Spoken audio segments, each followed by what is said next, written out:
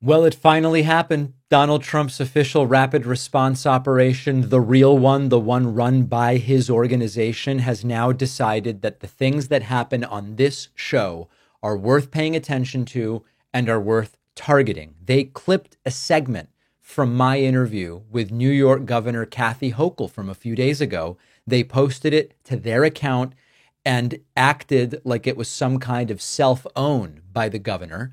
They said, quote, Kathy Hochul confirms New York State Police will not cooperate with ICE to deport violent criminal illegal immigrants and says countries that do cooperate are renegade. Now, of course, that is not what Kathy Hochul says in the clip. She is talking about a broader cooperation to just sweep up people who are in the state of New York undocumented, and they consider this some kind of gotcha. Now, if that wasn't enough, after the Trump official rapid response Twitter account started focusing on this, Charlie Kirk, who's basically like the youth pastor of this entire authoritarian movement, he picked it up as well and put out a very sick excretion on X where he said, quote, New York Governor Kathy Hochul confirms that New York State Police will not be cooperating with ICE, calling all counties that do renegade. It's almost like Democrats want to keep losing. So look at what they are doing here. I interviewed a sitting governor. Fine. We post it. They post a clip and present it as an indictment. There's no argument. There's no correction. There's no accuracy. There's no substance. It's just, look at this. It is a scare tactic. It is saying we are seeing the line inching closer and closer one step at a time. Because first it was government critics within government, and then it was government critics in academia, and then it was progressive members of Congress and corporate media and nonprofits.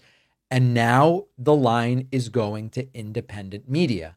I'm not going to pretend that this is the same as just going after me for something I said. I get that it's Kathy Hochul as an official, but the point is, they are paying attention to shows like this one now. They are paying attention to what elected officials say to me on this show. And this is the creeping edge I've been talking about, where authoritarian politics stop tolerating dissent and when they start criminalizing disagreement and where simply asking a question and then getting an answer becomes a threat to a regime. That is here. And I'm telling you, it's not going to stop here. And I want to be objective. And on the one hand, why would I be neutral in the sense that this is creeping closer and closer to this studio, unquestionably so. On the other hand, I don't want to pretend as though tomorrow it's going to be all about David Pakman and Midas Touch and Brian Tyler Cohen that they set their sights on. But they keep getting closer, not further away. Tomorrow, it's anybody who doesn't flatter Trump's ego. And that could be us, or it could be Jeffrey Goldberg at The Atlantic, or whoever it is. So last night I appeared with Midas Touch, and one of the things that I think is going well, there's a lot not going well, right? Like when you lose the House, the Senate, and the White House all in one fell swoop, and then ushered in is this disgusting authoritarian movement that knows no bounds and cares about no norm. That is bad. That's depressing. It generates despondency, which we've seen. On the other hand, and I said this to Ben Meiselas last night on Midas Touch, and check out that interview. By the way, all my recent appearances, there's about a dozen of them, we're slowly putting them up on the press page on my website, davidpakman.com/press. So I was on TYT last night. I was on with Midas Touch. You can check them out. One of the things that I said is, if you look at the Bernie AOC, John Ossoff crowds of the last week, and you see the degree to which we are building this progressive media ecosystem. I'm not being exclusionary, but like the bigger players right now certainly are Midas Touch, Brian Tyler Cohen, David Pakman Show, and a whole bunch of others. It's hard not to feel as though something is building here, something significant. And so that's where I'm choosing to kind of put my optimism. There are plenty of reasons to be pessimistic, but there are some to be optimistic as well.